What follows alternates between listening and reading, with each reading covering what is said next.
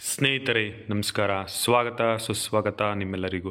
ಸ್ನೇಹಿತರೆ, ಗಂಗಾ ಕಲ್ಯಾಣ ಯೋಜನೆಗೆ ಅರ್ಜಿ ಹಾಕೋದು ಮತ್ತು 2024ರಲ್ಲಿ ಅಪ್ಲೈ ಮಾಡೋದು ಹೇಗೆ ಅನ್ನೋ ವಿಷಯದ ಬಗ್ಗೆ ತಿಳ್ಕೊಳ್ಳೋಣ. ಸ್ನೇಹಿತರೆ ಬನ್ನಿ ಈ ವಿಷಯ ತಿಳ್ಕೊಳ್ಳೋಣ. ಇದ್ರ ಕಂಪ್ಲೀಟ್ ವಿಷಯ ನೋಡಿ, ಹಾಗೆಯೇ ವಿಷಯ ಇಷ್ಟ ಆದರೆ ಲೈಕ್ ಮಾಡಿ, ಶೇರ್ ಮಾಡಿ, ಮತ್ತು ಯಾರೆಲ್ಲ ಹೊಸ್ದಾಗಿ ಚಾನಲ್ ಮಾಡ್ತಿದ್ದೀರಾ ದಯವಿಟ್ಟು ಸಬ್ಸ್ಕ್ರೈಬ್ ಮಾಡಿ. ಸ್ನೇಹಿತರೆ, ಗಂಗಾ ಕಲ್ಯಾಣ ಯೋಜನೆ ಸ್ಕೀಮಿಗೆ ಆನ್ಲೈನಲ್ಲಿ ಅಪ್ಲೈ ಮಾಡೋದು ಅಂದರೆ 2024 ಇದು ಕರ್ನಾಟಕದಲ್ಲಿ ಯಾವ ರೀತಿ ಅಪ್ಲೈ ಮಾಡೋದು ಮತ್ತು ಈಗೇ ನಾನು ಹೇಗೆ ಹೇಳ್ದಾಗೆ ಇದ್ರ ಕಂಪ್ಲೀಟ್ ಮಾಹಿತಿನ ತಿಳ್ಕೊಳ್ಳೋಣ. ಸ್ನೇಹಿತರೆ, ಗಂಗಾ ಕಲ್ಯಾಣ ಯೋಜನೆ ಅರ್ಜಿ ಅಂದರೆ Ganga Kalyana scheme online application 2024 online apply ಅನ್ನೋ ಯೋಜನೆ ಬಗ್ಗೆ ಮಾತಾಡಿದ್ರೆ, ಈ ಯೋಜನೆ ಸಣ್ಣ ಮತ್ತು ಅತಿ ಸಣ್ಣ ರೈತರಿಗೆ ಇರುವಂಥ ಒಂದು ಯೋಜನೆ. ಮತ್ತು ಕೃಷಿ ಜಮೀನಲ್ಲಿ ಕೊಳವೆ ಬಾವಿ ಇರ್ಬೋದು, ಪಂಪ್ಸೆಟ್ಟನ್ನು ಹಾಕಿ ಮತ್ತು ಅದಕ್ಕೆ ಕರೆಂಟ್ ಅಂತ ವಿದ್ಯುದೀಕರಣ ಏನಂತ ಏನು ಹೇಳ್ತೀವಿ ಆ ಸೌಲಭ್ಯವನ್ನು ಸಹ ಕಲ್ಪಿಸಿಕೊಡುವಂಥ ಒಂದು ಯೋಜನೆ ಆಗಿದೆ. ಸ್ನೇಹಿತರೆ, ಈ ಒಂದು ಯೋಜನೆ ಹೆಂಗೆ ಬರುತ್ತಪ್ಪ ಅಂದರೆ ಮುಖ್ಯವಾಗಿ 3 ಬಗೆಯಾಗಿರುತ್ತೆ. ಒಂದು ಸಮಗ್ರ ಗಂಗಾ ಕಲ್ಯಾಣ ಯೋಜನೆ, ಹಾಗೆಯೇ ವೈಯಕ್ತಿಕ ಕೊಳವೆ ಬಾವಿ ಇರ್ಬೋದು, ತೆರೆದಂಥ ಬಾವಿ ಇರ್ಬೋದು, ಹಾಗೆಯೇ ಗಂಗಾ ಕಲ್ಯಾಣ ಏತ ನೀರಾವರಿ ಪದ್ಧತಿ ಅಂತ ಏನು ಹೇಳ್ತೀವಿ. ಹಾಗೆ ಈ ರೀತಿಯಾಗಿ 3 ವಿಭಾಗದಲ್ಲಿ ಈ ಒಂದು ಯೋಜನೆ ಬರುತ್ತೆ. ಸಮಗ್ರ ಗಂಗಾ ಕಲ್ಯಾಣ ಅಂದರೆ ಅಂತ ಹೇಳ್ತಾ ಹೋದರೆ, ನಾನು ಈ ಒಂದು ಯೋಜನೆ ಅಡಿಯಲ್ಲಿ 1.5 ಎಕರೆಯಿಂದ 5 ಎಕರೆವರೆಗೂ ಜಮೀನು ಇರಬೇಕು. ಮತ್ತು ಸಣ್ಣ ಮತ್ತು ಅತಿ ಸಣ್ಣ ರೈತರಾಗಿದ್ದು ಅವರಿಗೆ ಈ ಒಂದು ಯೋಜನೆಯಲ್ಲಿ ಬೋರ್ವೆಲ್ ಕೊಟ್ಟು ನೆಕ್ಸ್ಟು ಪಂಪ್ ಸೆಟ್ ಹಾಕಿ ನಾನು ಹೇಳಿದ್ನಲ್ಲ ಅದೆಲ್ಲ ನಡೆಯುತ್ತೆ. ನಂತರ ತೆರೆದ ಬಾವಿ ಸಹ ಅದರಲ್ಲೇ ಬರೋದು. ಅದರಲ್ಲೂ ಸಹ ಈ ಒಂದು ಯೋಜನೆ ಅಡಿಯಲ್ಲಿ ತೆರೆದ ಬಾವಿ ಮಾಡಿ ಅದಕ್ಕೆ ಪಂಪ್ ಸೆಟ್ಟನ್ನು ಸಹ ಹಾಕಿ ಕೊಡುವಂಥದ್ದು ಯೋಜನೆ ಆಗಿರುತ್ತೆ ಹೊಲದಲ್ಲಿ.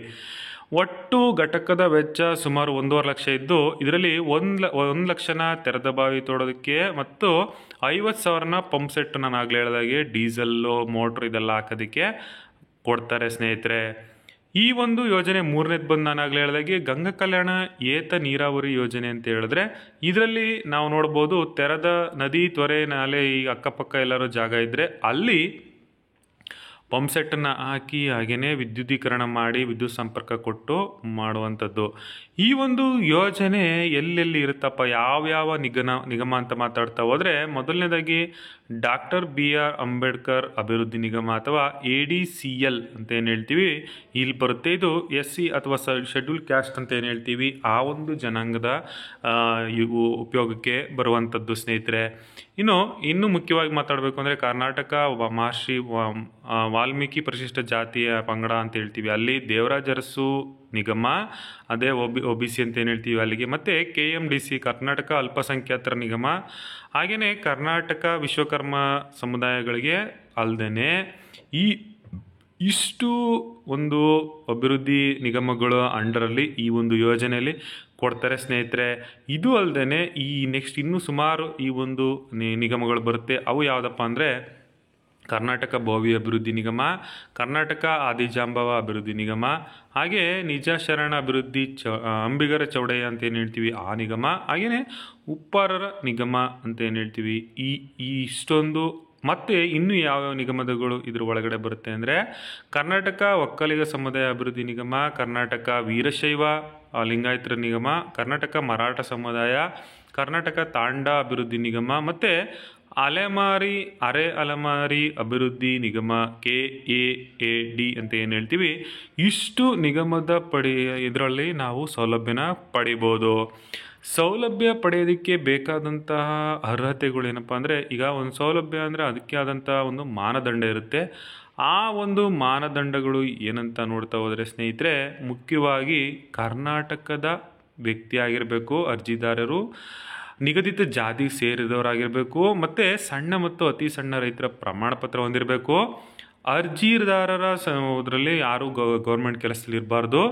ಮತ್ತು ಏತ ನೀರಾವರಿ ಘಟಕಕ್ಕೆ ಒಳಪಡುವ ಎಲ್ಲ ಜಮೀನು ಒಟ್ಟಿಗೆ ಇರಬೇಕಾಗಿರುತ್ತೆ. ಮತ್ತು ಜಮೀನಿನಲ್ಲಿ ವಿದ್ಯುತ್ ಲೈನ್ ಹತ್ತಿರದಲ್ಲಿ ಇರಬೇಕಾಗುತ್ತೆ. ಇವರಿಗೆ ಸಹ ಆದ್ಯತೆ ಕೊಡೋದು ಜಾಸ್ತಿ ಆಗಿರುತ್ತೆ. ಮತ್ತು ಅರ್ಜಿದಾರರು ನಾನು ಆಗಲೇ ಹೇಳಿದಾಗೆ ನಿಗಮದ ಯಾವುದೇ ಒಂದು ಸೌಲಭ್ಯನ ಹಿಂದೆ ಪಡೆದಿರಬಾರ್ದು.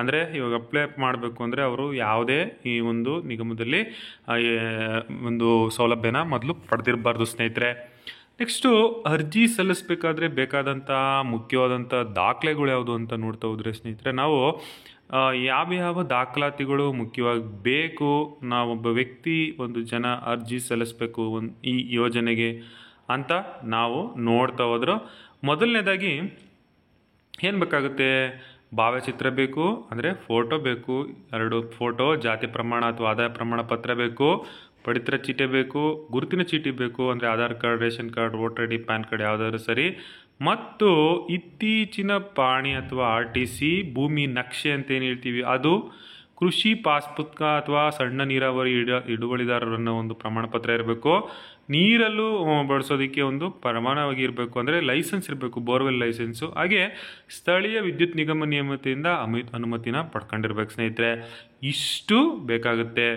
ನಾನು ಇದು ಕೊನೆಗೆ ಹೇಳಬೇಕು ಏನಂತಂದರೆ, ಅರ್ಹ ಫಲಪಕ್ಷಿಗಳು ಅಂತ ಏನು ಹೇಳ್ತೀವಿ, ಅವರು ಕರ್ನಾಟಕ ಒಂದು ಈ ಯೋಜನೆ ಪಡಿಬೇಕು ಅಂದರೆ ಕರ್ನಾಟಕ 1 ಹತ್ತಿರದ ಗ್ರಾಮವನ್ನು ಅಥವಾ ಕರ್ನಾಟಕವನ್ನು, ಹಾಗೆ ಬೆಂಗಳೂರು 1 ನಾಗರಿಕ ಕೇಂದ್ರಗಳನ್ನ ಭೇಟಿ ನೀಡಿ ಅಲ್ಲಿ ಈ ಒಂದು ಕೆಳಗಿನ ದಾಖಲಾತಿಗಳನ್ನ ಕೊಟ್ಟು ಅರ್ಜಿನ ಸಲ್ಲಿಸ್ಬೋದಾಗಿರುತ್ತೆ. ಅಥವಾ ಆನ್ಲೈನಲ್ಲೂ ಸಹ ನೀವು ಪ್ರಿಂಟೌಟ್ನ ತಗೊಂಡು ತಾವು ಅಲ್ಲೂ ಸಹ ಅಪ್ಲೈ ಮಾಡ್ಬೋದು ಅಂತ ಹೇಳ್ತಾ ವಿಷಯ ಮುಗಿಸ್ತಾ ಇದ್ದೀನಿ ಸ್ನೇಹಿತರೆ. ನಮಸ್ಕಾರ.